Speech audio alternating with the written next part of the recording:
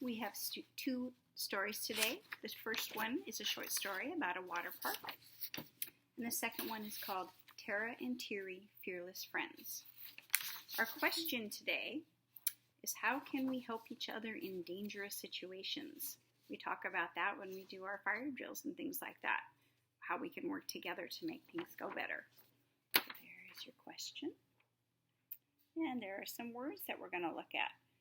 Family, pull, once, listen, break, and the last one is heard. Your family, those are the people that you live with. Usually there's a mom or a dad in the family.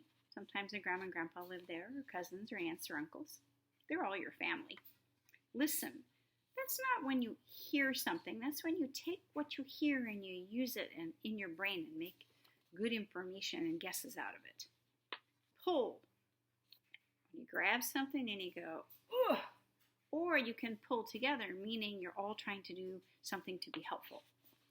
Break.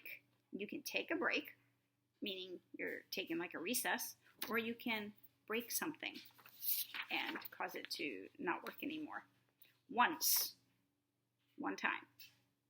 And heard. That means your ears knew something came to them and you listened to what you heard in your ears.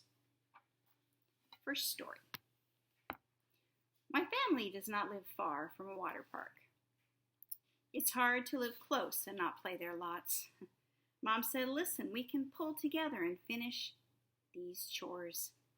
Then let us take a break and visit that park.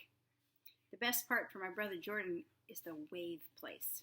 He rides on this board as the waves push him back and forth. Once I heard Jordan yelling my name. I looked and I saw him acting like he was in a big storm. A trip to the water park is never boring. And our longer story.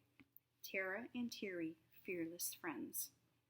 How can we help each other in dangerous situations? And here's a picture of Tiree and Tiree.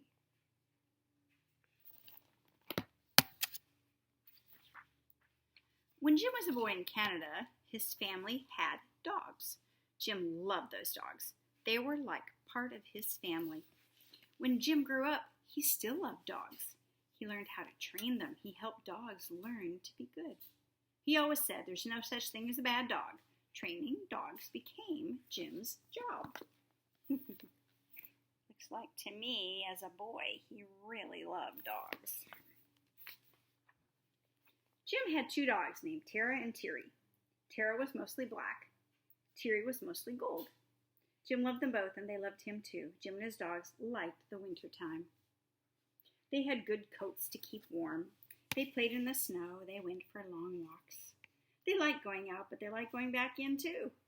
It was good to sit by the fire and listen to the wind. They're coming inside for one of their adventures outside. Jim's house was by a lake.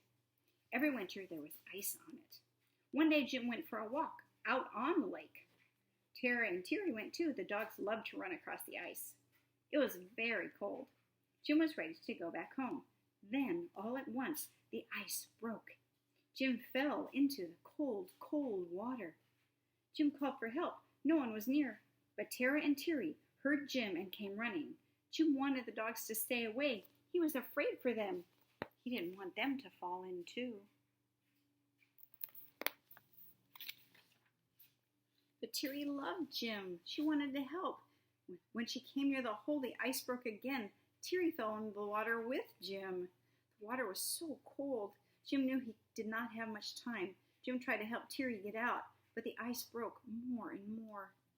Jim hoped Tiree would run away. He did not want her to fall in the water too, but Tiree did not run away. She wanted to help. First Tiree got down low, then she came closer little by little. The ice did not break. They're stuck in the water, and here comes the other dog very carefully. Jim put out his hand. Tiree got very close. Then Jim got a hold of Tiree's collar. Jim held on, and Tiree pulled back. But Jim was too big. He was still in the cold water. Then Tiree did something very smart. She walked on Jim's back, up and out of the water. Tiree was cold, but she was safe. Did she run off the ice? Nope. She loved Jim too much to run away. So this was her idea. She went over the top so she could escape and get on the part where the ice was not broken.